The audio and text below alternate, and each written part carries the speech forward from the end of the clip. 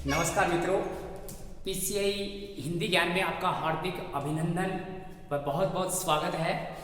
मित्रों, आप लोगों के लिए हम संविधान की बहुत ही बेहतरीन क्लासें डाल रहे हैं, जिसमें बिल्कुल कम समय में आपको ज़्यादा सामग्री प्राप्त हो रही होगी।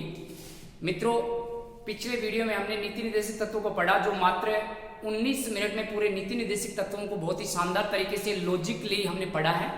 उससे पहले मूल अधिकारों को पढ़ा है, तो मूल अधिकारों में भी हमने यही 5-5, 10-10 मिनट का वीडियो डालकर लगभग 1 घंटे में पूरे मूल अधिकार समाप्त कर दिए हैं। मित्रों, आपको बहुत ही लाजवाब ट्रिक और लॉजिक के साथ में यहाँ संविधान याद करवाया जा रहा है। हमारा दावा है कि प्रत्येक अनुच्छेद चुटकियों में आपको एक एक अनुच्छेद याद करवा देंगे, और यहाँ पर सभी जो साधारण भाषा में हम बात करते हैं, तो संविधान को बिल्कुल सरल भाषा में आपको समझाएंगे, पूरा प्रयास करेंगे। और ये प्रयास हमारे द्वारा बिल्कुल निःशुल्क प्रयास है। आप लोगों को केवल हमारा हौसला बढ़ाना है। तो यहाँ पर मित्रों, आज हम इस क्लास में करने वाले हैं मूल अधिकार और नीति निर्देशित तत्वों को तुलनात्मक पढ़ने वाले हैं कि हमने यहाँ पर जो पढ़ा है उसको हम आज इस क्लास के माध्यम से पढ़ेंगे। मित्रों, यहाँ पर मूल अधिकार लिखे हुए हैं और यहाँ पर नीति निर्देशित तत्व लिखे हुए हैं। यहाँ पर हम इन दोनों की तुलना करते हैं, तो मूल अधिकार मित्रों नकारात्मक माने जाते हैं। मूल अधिकार कैसे माने जाते हैं मित्रों? नकारात्मक माने जाते हैं। और यहाँ पर नीति निर्देशित तत्व कैसे माने जाते हैं? सकारात्मक माने जाते हैं। सकारात्मक से एक बात और याद होती है, सकारात्मक सामाजिक भावना। कैसी भावना मित्रों? सामाजिक भावना। तो सकारात्मक सामाजिक भावना नीति निर्देशित तत्व रहने वाले हैं। ऐसे हम चले तो न्यायालय में मूल अधिकारों को चुनौती दी जा सकती है, और यहाँ पर नीति निर्देशित तत्वों को न्यायालय में चुनौती नहीं दे सकते, क्योंकि ये परिवर्तनीय नहीं है, ये वाद योग्य नहीं है। ये हम पीछे पढ़ चुके हैं। अनुच्छेद यहाँ पर हमने 37 में ये पढ़ लिया है कि ये वाद योग्य परिवर्तनीय नहीं है। फिर चलते हैं मित्रों, मूल अधिकार एक व्यक्ति विशेष के लिए है, व्यक्तिपरक है, जबकि नीति निर्देशित तत्व समाजपरक भावना उत्पन्न करते हैं। यहाँ पर देखो, राजनीतिक लोकतंत्र की स्थापना करने वाले कौन से हो गए मित्रों? मूल अधिकार हो गए, जबकि नीति निर्देशित तत्व आर्थिक और सामाजिक लोकतंत्र की स्थापना करते हैं।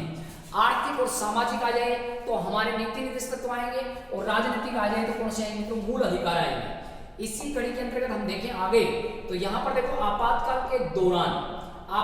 के दौरान यहाँ पर ये जो मूल अधिकार होते हैं ये निलंबित हो जाते हैं, जबकि आपातकाल के दौरान नीति निर्देशित तत्व निलंबित नहीं होते।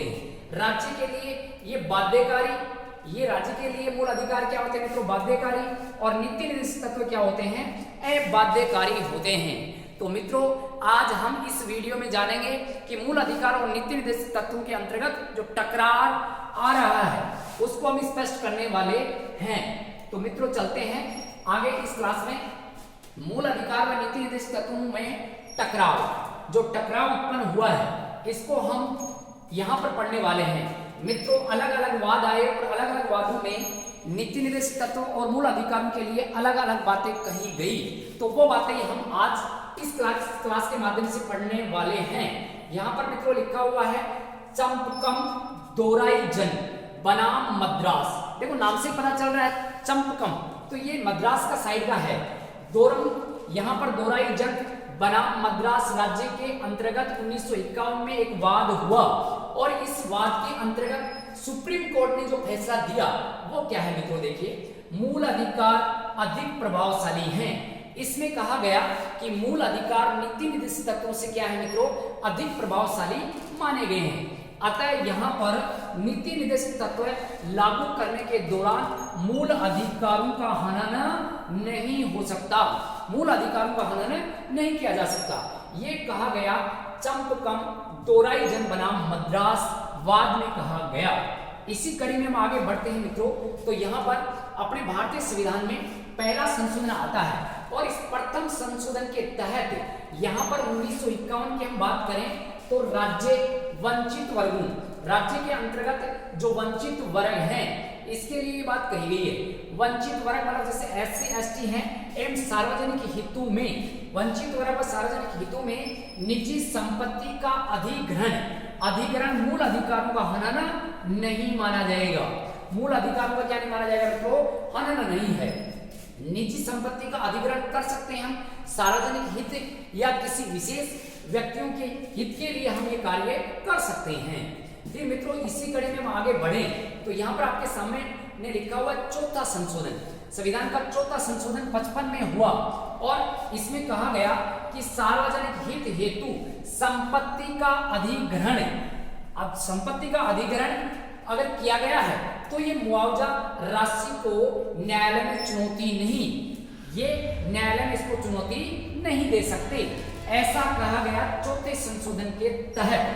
इसी कड़ी में मित्रों हम चलते हैं आगे और आगे आपके सामने लिखा हुआ है केरल और केरल शिक्षावाद। केरल शिक्षावाद, देखो केरल के नाम से भी दो वाद आएंगे, केरल शिक्षावाद और केरल भारतीयवाद। तो यहाँ पर केरल शिक्षावाद है मित्रों ये, और ये शिक्षावाद 1900 की बात है, 59 की बात है, 1959 की बात है। 1959 में कहा गया, सुप्रीम कोर्ट के द्वारा क्या कहा गया कि नीति निर्देशक तत्व अधिक प्रभावशाली हो रहे हैं। इसमें कहा गया कि मित्रों धीरे धीरे नीति निर्देशक तत्व है ये मूल अधिकारों से ज्यादा प्रभावित हो रहे हैं, अर्थात अतः इनमें तकरार नहीं होकर समन्वय होना चाहिए। ये कहा गया कि मूल अधिकार और नीति निर्देशक तत्वों में तालमेल होना चाहिए, समन्वय होना चाहिए। धीरे धीरे नीति निर्देशक तत्वों का प्रभाव ज्यादा बढ़ रहा है। तो ये केरल शिक्षावाद के अंतर्गत 1959 में कहा गया। इसी में हम आगे चलते हैं तो एक राजस्थान का वाद आता है, सज्जन सिंह बनाम राजस्थान। सज्जन सिंह बनाम राजस्थान 1965 और गोलकनाथ बनाम पंजाब। तो राजस्थान और पंजाब दोनों में यहाँ 65 और 67 में ये दो वाद आए और दोनों में कहा गया कि मूल अधिकार अधिक प्रभावित हैं, अर्थात मूल अधिकार अधिक प्रभावशाली हैं। इन दोनों में मूल अधिकारों को क्या दी गई मित्रों, प्रधानता दी गई। तो सज्जन आदमी ने दे दिया और एक गोलू आदमी ने कह दिया, गोलू गोलमोल सज्जन, इन दोनों ने कह दिया कि भाई देखो मोलू मूल अधिकार क्या है, ये प्रभावशाली है। गोलू ने कहा मोलू प्रभावित है और सज्जन ने कहा बिल्कुल मोलू ही प्रभावित है, तो मौलिक अधिकार प्रभावित हैं। ये दोनों वादों में कहा गया यहाँ पर राजस्थान और पंजाब की तरफ से। यहाँ हम चलते हैं मित्रों आगे, तो यहाँ पर 24वां संशोधन 1971 में हुआ। 24वां संशोधन कब हुआ मित्रों, 1971 में संसद द्वारा। देखो संसद द्वारा क्या कहा गया, संसद द्वारा अनुच्छेद 13(4) जोड़ा गया। संसद द्वारा क्या जोड़ा गया, 13(4) जोड़ा गया और अनुच्छेद 13 में ये बात कही गई है, 13 में कोई भी बात संसद की संशोधन की शक्ति को सीमित नहीं कर सकती, संशोधन की शक्ति को सीमित नहीं कर सकती। मतलब यह है कि संसद को यहाँ पर वरीयता दी गई है और यहाँ पर संसद की शक्ति को सीमित नहीं कर सकती, ऐसा इसमें कहा गया है।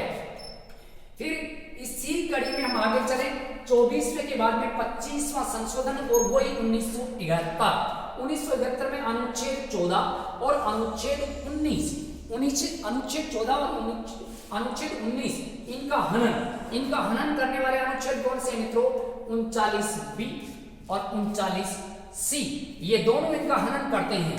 तो यहाँ पर ये कहते हैं कि ये अतिक्रमण नहीं माना जाएगा इनका, ये दोनों का अतिक्रमण तो करते हैं। 39B और 39C यहाँ मूल अधिकारों में ये 14 और 19 का हनन करते हैं, लेकिन ये संविधान की तरफ से क्या नहीं माना जाएगा, अतिक्रमण नहीं माना जाएगा।